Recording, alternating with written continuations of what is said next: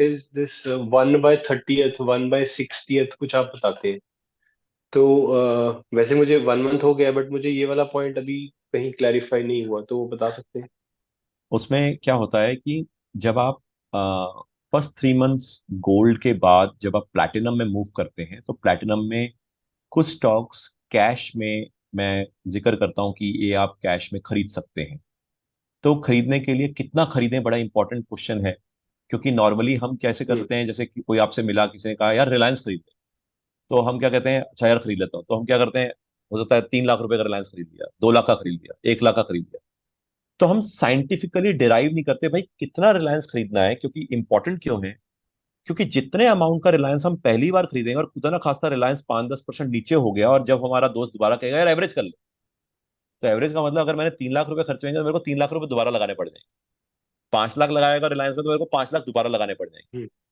तो साइंटिफिकली ना तो हम पहली बार कोई शेयर खरीदते हैं, और ना ही साइंटिफिकली कितना शेयर्स में हम कितनी बार एवरेज करें ताकि ओवरऑल शेयर के पोर्टफोलियो के अंदर मेरा एक शेयर के अंदर कितना एक्सपोजर इन परसेंटेज टर्म्स में अलाउ करना चाहता हूं अपने लिए, वो भी हम साइंटिफिकली डिराइव नहीं करते। और अगर हम ऐसा साइंटिफिकली डिराइव नहीं करते तो हमारा जो शेयर्स का पोर्टफोलियो होता है उसमें जो रिस्क और रिटर्न रिटर्न का जो जो जो पैरामीटर्स है, जिसको हम शार्प रेशियो कहते हैं या जिसको हम बीटा कहते हैं, वो इम्पैक्ट हो जाता है। मतलब यूं समझ लो व्हील की अलाइनमेंट खराब हो गई, गाड़ी की ओके। व्हील की अलाइनमेंट खराब हो गई। अब हालांकि लोग ये ओवरऑल पोर्टफोलियो में भी गलती करते हैं।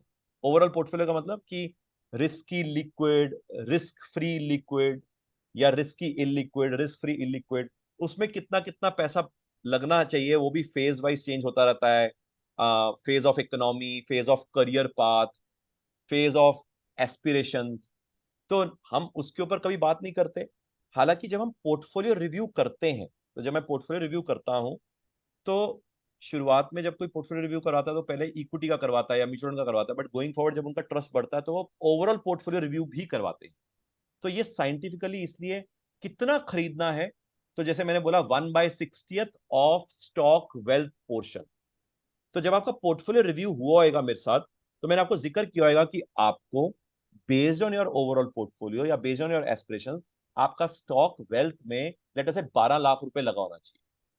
तो 1/60th जब मैं बोलूं तो 1/60th ऑफ 12 लाख ही आपको उतना वर्थ का रिलायंस में खरीद, तो वो साइंटिफिकली अरेंज हो जाता है। तो उसका फायदा क्या होता है, सपोज आपका पोर्टफोलियो 12 लाख का है, पंकज जी का पोर्टफोलियो 6 लाख का है, वैभव जी का पोर्टफोलियो 3 लाख का है, मनोज जी का पोर्टफोलियो 1 करोड़ का है, मगर मेरी तो रेशियो 1/60th ही है।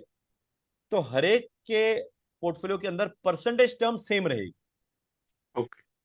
तो उसका मतलब क्या है कि जो मेरे पोर्टफोलियो का शार्प रेशियो होगा वही सारों का होगा। तो जैसे ही मेरे को अपने पोर्टफोलियो को रीअलाइन करना होगा सारों का हो जाएगा। ओके।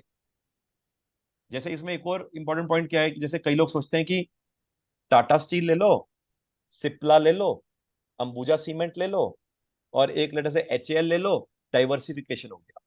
नहीं, पता नहीं सारों का हो सकता है बीटा पॉजिटिव ही हो। तो बीटा हम्म। पॉजिटिव मतलब हो सकता है मार्केट गिरेगी, चारों के चारों गिरेंगे। सर गया नहीं। तो इसलिए मेरा पोर्टफोलियो डाइवर्सिफिकेशन ऐसा होना चाहिए कि मार्केट गिरे तो मेरा ओवरऑल पोर्टफोलियो कम गिरे एज अगेंस्ट जो बाकी लोगों के पोर्टफोलियोज गिर रहे हो। जब मार्केट स्टेबल हो जाए तो मेरे पोर्टफोलियो की स्टेबिलिटी एकदम से बढ़ जाए और उसमें से कुछ शेयर्स बढ़ने लग जाए। और जब मार्केट हल्की सी बढ़े तो मेरा पोर्टफोलियो उस हल्की सी मार्केट को बीट करके आगे बढ़े। तो ये डाइवर्सिफिकेशन आपका कोरिलेशन कॉफिशिएंट के ऊपर डिपेंड करता है कि आपके ओवरऑल पोर्टफोलियो का कोरिलेशन कॉफिशिएंट। पास में 2016 में जब चाइना क्राइसिस हुआ, या 2019 में बॉन्ड क्राइसिस हुआ, 2020 में कोविड क्राइसिस हुआ, तो डिफरेंट डिफरेंट फेजेस में, या इवन लेट अस से जून में 2022 में जब रशिया यूक्रेन का इशू हुआ, फरवरी में और जून में थोड़ा झटका लगा।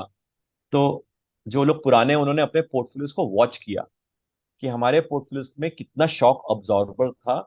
जैसी मार्केट राउंड फिगर में फ्लैटन अप हुई, हमारे पोर्टफोलियो कुछ शेयर्स बढ़ने लग गए ताकि हम एग्जिट भी कर सकते हैं, लिक्विडिटी हाथ में थी। और जैसी मार्केट हल्का सा ऊपर उठी, हमारे पोर्टफोलियो एकदम से फ्लरिश कर गए।